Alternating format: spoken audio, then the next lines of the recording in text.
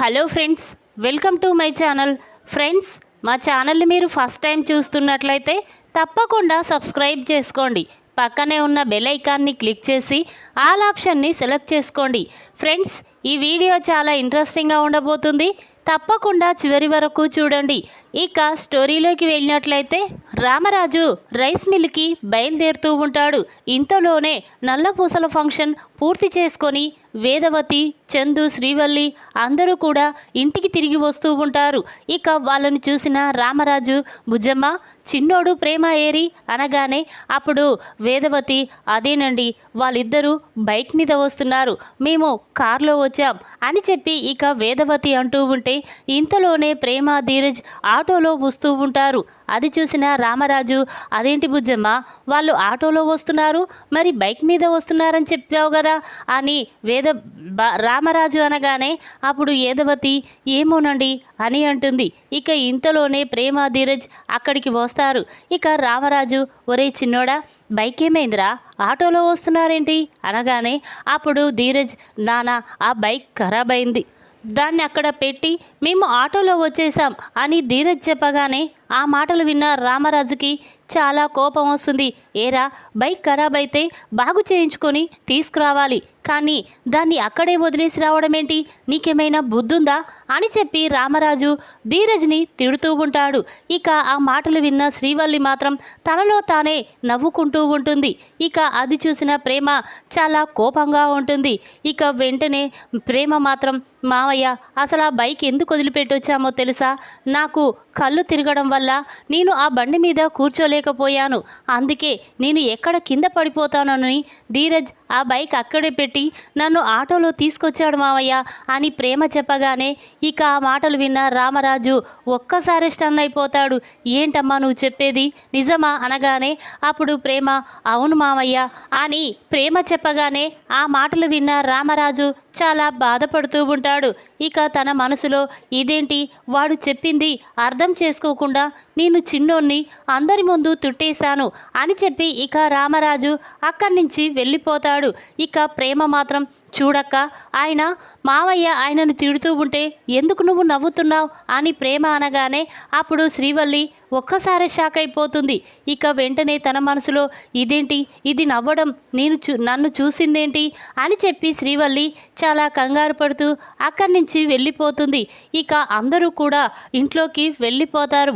ప్రేమ మాత్రం ఆ భాగ్యం అన్న మాటల గురించే ఆలోచిస్తూ చాలా బాధపడుతూ ఉంటుంది. ఇక ధీరజ్ మాత్రం, చూడు ప్రేమ ఆ భాగ్యం మాటలు నువ్వేమీ పట్టించుకోకు అని ధీరజ్ అంటూ ఉంటాడు. ఇంతలోనే రాత్రి అవుతుంది. ఇక అందరూ కూడా భోజనం చేస్తూ ఉంటారు. ఇక ప్రేమ తన రూమ్లో కూర్చొని బాధపడుతూ ఉంటుంది. భోజనంకి అక్కడికి రాదు. ఇక రామరాజు, ఏంటి వేదవతి ప్రేమ మొహం చూస్తే ఏదో బాధపడుతున్నట్టు అనిపిస్తుంది, కానీ ఇప్పుడు భోజనానికి కూడా రాలేదు, అసలు అక్కడ ఏం జరిగింది అని రామరాజు అంటూ ఉంటే అప్పుడు వేదవతి, ఏమీ లేదండి ముందు మీరు భోజనం చేయండి అనగానే అప్పుడు రామరాజు, అమ్మా నర్మదా నువ్వు వెళ్ళి ప్రేమను తీసుకురా అని అంటాడు. అప్పుడు నర్మద మాత్రం, లేదు మావయ్య నేను ప్రేమని తీసుకురాలేను, తను చాలా బాధపడుతుంది అని ఇక నర్మద, వేదవతి ప్రేమ దగ్గరికి వెళ్తారు.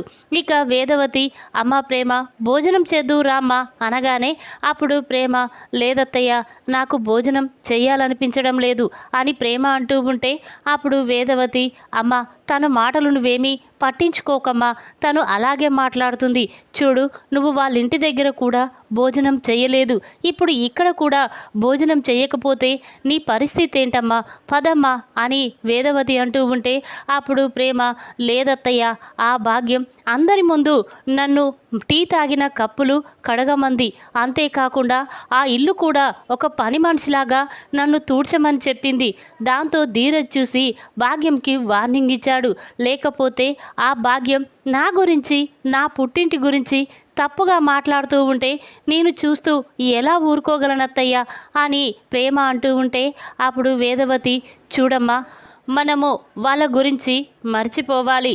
ఇప్పుడు మనం ఏదైనా గొడవ పెట్టుకుంటే మామయ్య గారు ఊకోరు కదా అని చెప్పి ఇక వేదవతి, నర్మద అందరూ కూడా మాట్లాడుకుంటూ ఉంటారు.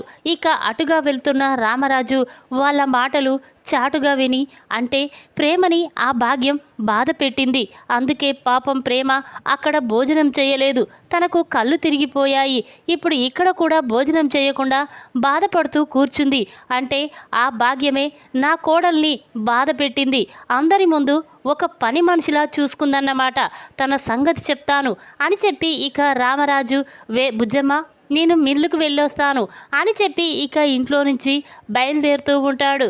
ఇక ఇంతలోనే భాగ్యం మాత్రం చూడండి, మనం ఈ ఇల్లు ఖాళీ చేసి మన ఇంటికి వెళ్ళిపోవాలి, లేకపోతే రోజు రోజుకి ఈ ఇల్లు కిరాయి పెరిగిపోతుంది, మనం కట్టే పరిస్థితి కూడా లేము అని చెప్పి ఇక భాగ్యం తన భర్త ఇద్దరూ కూడా ఆ ఇంట్లో సామాన్లు సర్దుతూ ఉంటారు.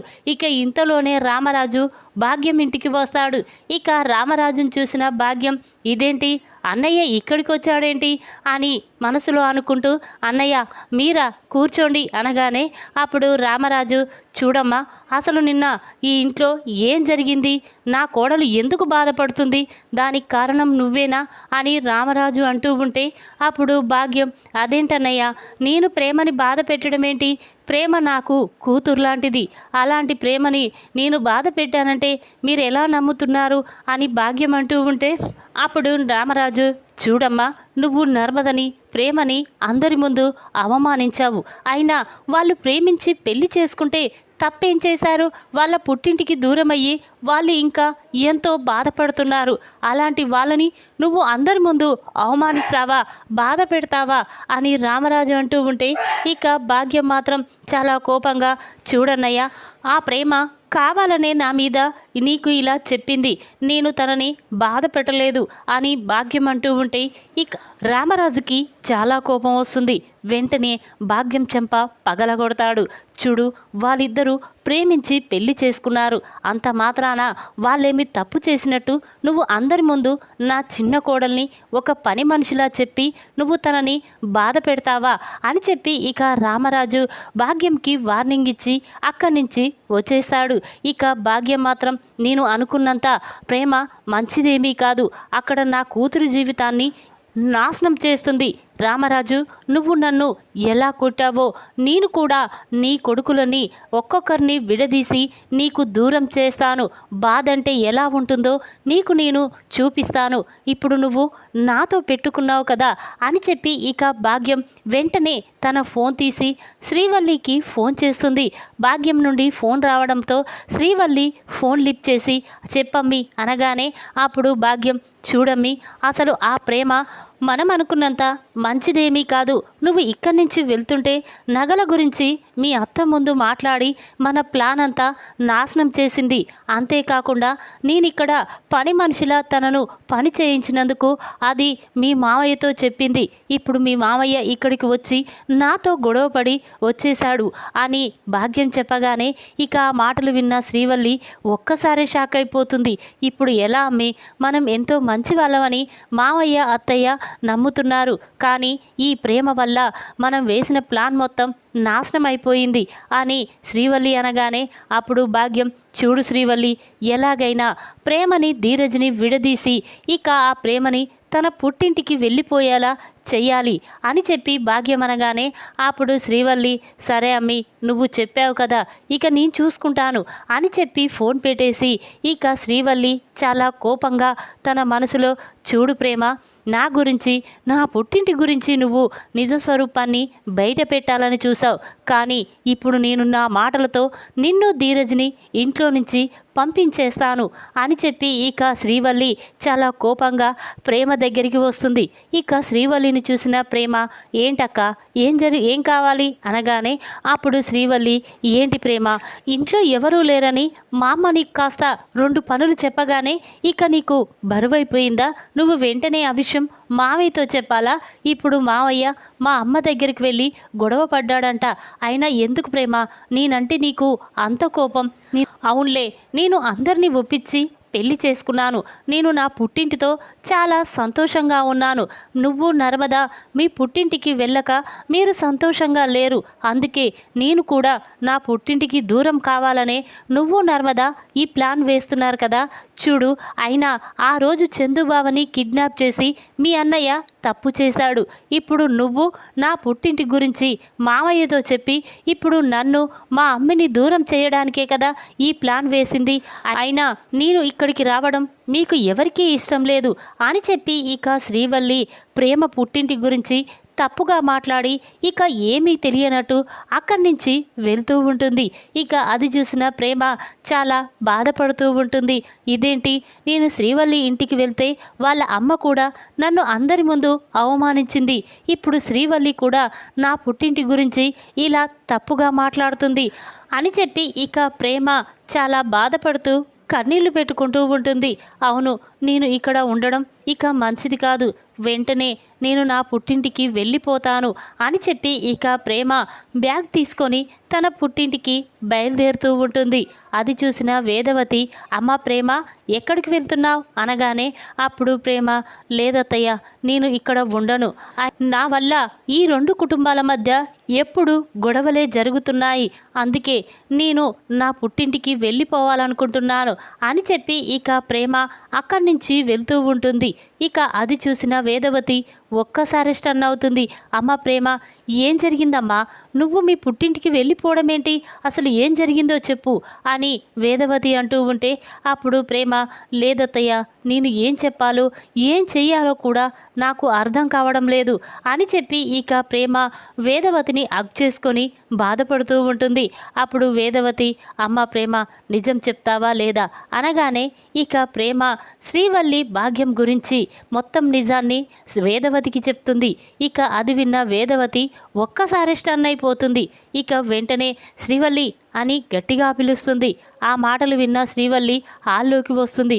ఏంటత్తయ్య, ఏం జరిగింది అనగానే అప్పుడు వేదవతి, చూడు శ్రీవల్లి, నువ్వు ప్రేమ గురించి, ప్రేమ పుట్టింటి గురించి ఎందుకు తప్పుగా మాట్లాడుతున్నావు? అయినా ప్రేమ కూడా నీలాగా ఈ ఇంటికి కోడలే కదా, తనతో ఎందుకు ఇలా గొడవ పడుతున్నావు అని వేదవతి అనగానే అప్పుడు శ్రీవల్లి, లేదత్తయ్య, నేనేమీ గొడవ పడలేదు, కావాలనే ప్రేమ నా గురించి అలా అబద్ధం చెప్తుంది అని శ్రీవల్లి అనగానే అప్పుడు వేదవతి, చూడు శ్రీవల్లి, ఇంకొకసారి ప్రేమ పుట్టింటి గురించి తప్పుగా మాట్లాడావంటే నేను ఏం చేస్తానో నాకే తెలియదు అని చెప్పి ఇక వేదవతి శ్రీవల్లికి వార్నింగ్ ఇస్తుంది.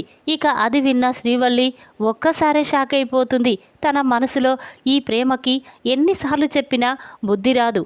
అయినా ఈ ప్రేమని ఇంట్లో నుండి వెళ్ళిపోనివ్వకుండా అత్తయ్య ఆపి తప్పు చేస్తుంది అని చెప్పి ఇక శ్రీవల్లి మనసులో అనుకుంటూ ఉంటుంది. ఈ విధంగా ప్రేమని బాధ పెట్టిన శ్రీవల్లి చెంప పగలగొట్టిన వేదవతి. ఈ వీడియో కనుక మీకు నచ్చినట్టయితే లైక్ చేయండి. మరిన్ని వీడియోల కోసం మా ఛానల్ని తప్పకుండా సబ్స్క్రైబ్ చేసుకోండి. Thanks for watching.